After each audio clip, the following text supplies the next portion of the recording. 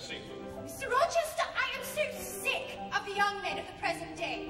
Whenever I marry, I am resolved that my husband shall not be a rival to me. I should not want his affections shared between me and the shape he sees in the mirror. Bonjour, madame. Oh! What a little puppet! Mr. Rochester, I had thought you had said you were not fond of children. Nor am I. Then what induced you to take charge of such a little doll as that? She was left on my house. Excuse me, sir. A stranger? Now, who could it be? I was expecting no one. Is he gone? No, sir. Begging your pardon, sir. He said he could take the liberty of installing himself here until you return from leave. The devil he did! Did he give his name? His name is Mason, sir. From West Indies, I believe he said, sir. Mason? The West Indies Mason? Oh, never mind, John. I'll tend to this myself. Mason! What brings you here, man? You're certainly the last person I expected. Edward! Sorry, old man. I know it's unexpected, but you know how it is. I wanted to see how things were, you know. But why now? What possessed you to come without warning? Warning! But I had no idea you would have so many guests at one time. As you said, the boy said he'd take no cost. You shall certainly not stay me in. Let me show you to your quarters now. Come on. Let me show you to quarters now. Come along. I suppose he has a governess for you. I saw someone with you before. Is she gone? No, no. There she is by the stairs there. You should tell Mama on the chapter of governesses. Oh, my dearest, don't mention governesses. The word makes me nervous. I think in heaven I have done with them. They are a nuisance. Not that I ever suffered much from them. I took care to turn the tables. Theodore, do you remember those merry days? Yes, to be sure. I do. Miss Wilson was a sickly thing. She used to cry out, "You villainous children!" But the best fun was with Madame Joubert. May I have any flax, please? Oh, hail the Miss Wilsons, the Greys and Jouberts, who grovel to please us and make our repairs. From their fountain of wisdom they shudder and shriek. We're obliged to come near, but too clever to drink. Oh, Miss Wilson will never forget the raving Miss Wilson, we think of you yet. Miss Wilson, you're still someone we find first class. In praise of you, I humbly raise my glass. It's to the Wilsons and Jouberts. We've never seen the wrinkle anywhere. We'll share Western, Samoa. There's none to compare. Our governess was such a simple character, she'd bear anything. Yes, we might do what we pleased. Ransack her desk, turn her drawers inside out. She would give us anything we asked for. Come along, dear. You'd be perfect for our charade. Come along, dear, don't you want to join in? Miss Jane Eyre, everyone. I don't never guess who she is. Why, I believe she's the very one. Gentlemen, I give you Miss Wilson. She's a well-heeled creature, what else could she be? Domestic house broken, obliged to agree to the smallest petition by whim or demand. You must step by Miss Wilson, like, oh, that's where you live. Mere gentlemen. Miss Wilson, we can do that. There's none like Miss Wilson for knocking about. Amuse us and soon we'll be best of friends. At least until this tedious party ends. Why, it's a dance now.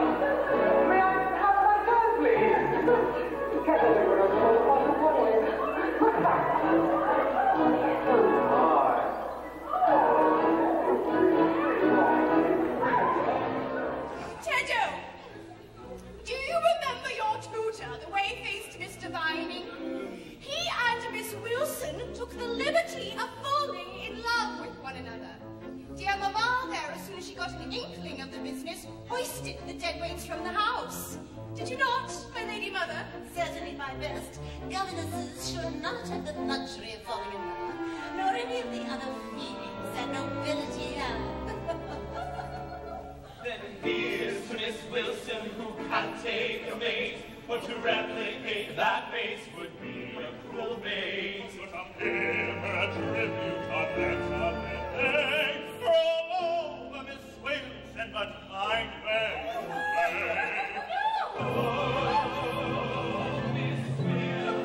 Miss Wilson will never forget the raving Miss Wilson we think of you yet. The chills of Miss Wilson will push us away. We'll only have to try another day. So hail to Wilsons and Javert. We've never seen your equal anywhere. So practical and solitaire. We hail you, Jane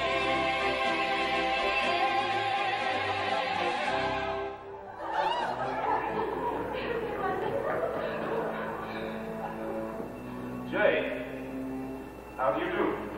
I'm very well, thank you. Then why did you not speak to me a while ago in the drawing room? I've not seen you a fortnight since, have I? No, sir. You seemed engaged. Ah, yes, so I was. Did you take any cold the night you have drowned me? Not the least. How? Jane, you're not easily drawn out. Take your turn, therefore, as you must have some profound neophyte intelligence to impart. Nothing, sir. Bates, what have you been doing with yourself during my absence? Nothing in particular. Teaching Adele as usual. And getting a good deal paler. What is the matter? Nothing at all, sir. Were you able to install your guests in comfort? I have many guests, as you know. Which do you mean? Miss Ingram? I meant your most recent arrival, Mr. Mason, I believe. Mason?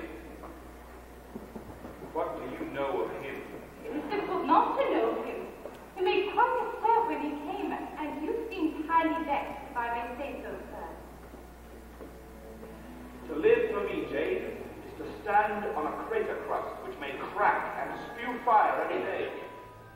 Mason might, in a moment, with one careless word, deprive me forever of happiness. But you are my friend, are you not? Let me see the palm of your hand. Whatever for, sir? I have a knack for reading, and I think yours might tell me much.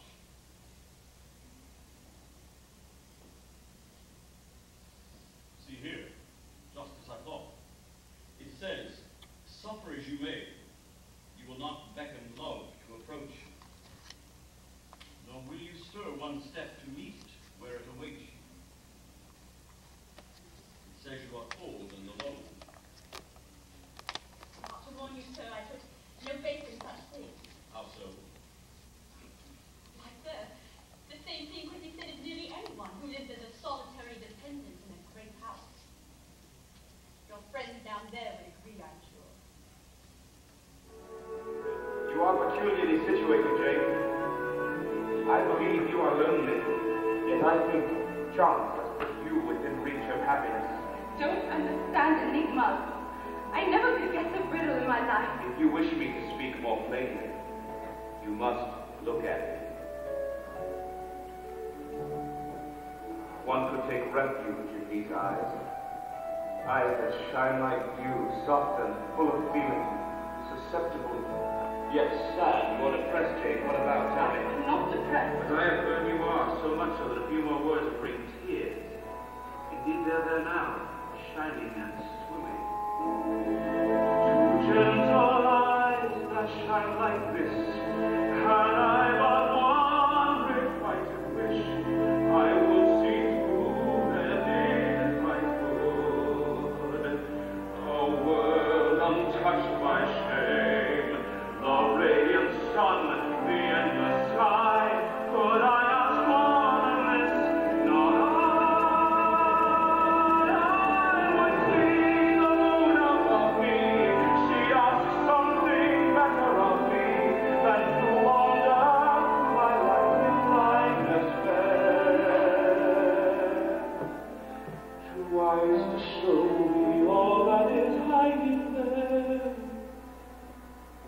Jane, I wish I were on a quiet island with only you, and trouble and danger and hideous recollections removed far from me.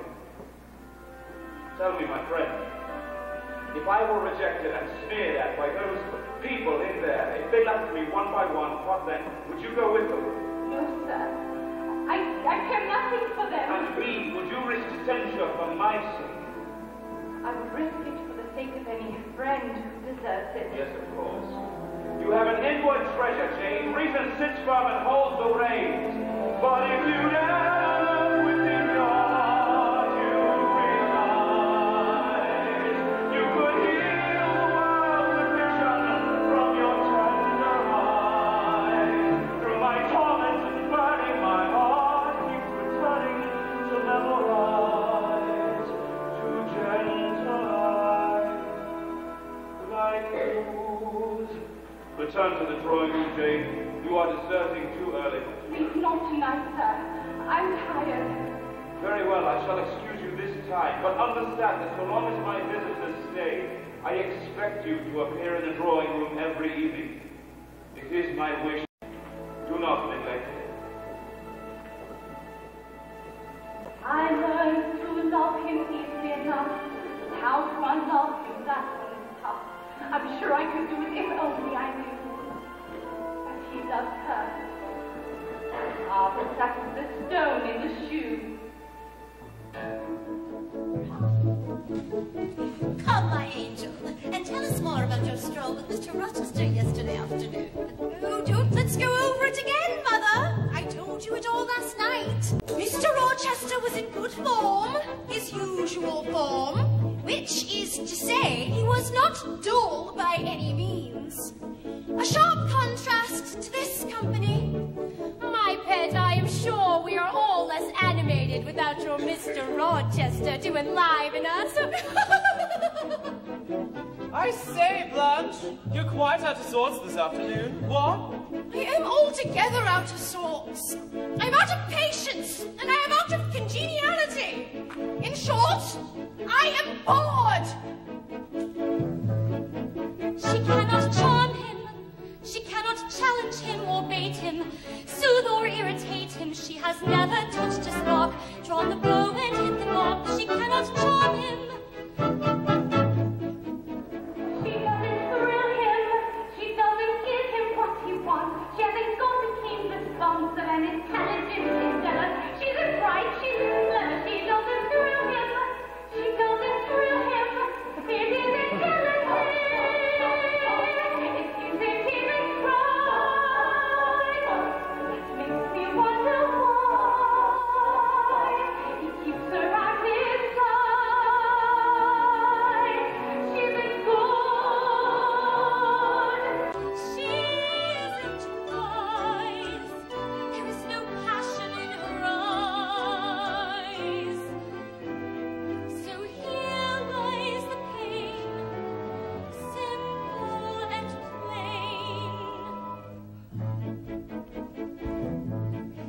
She cannot charm him.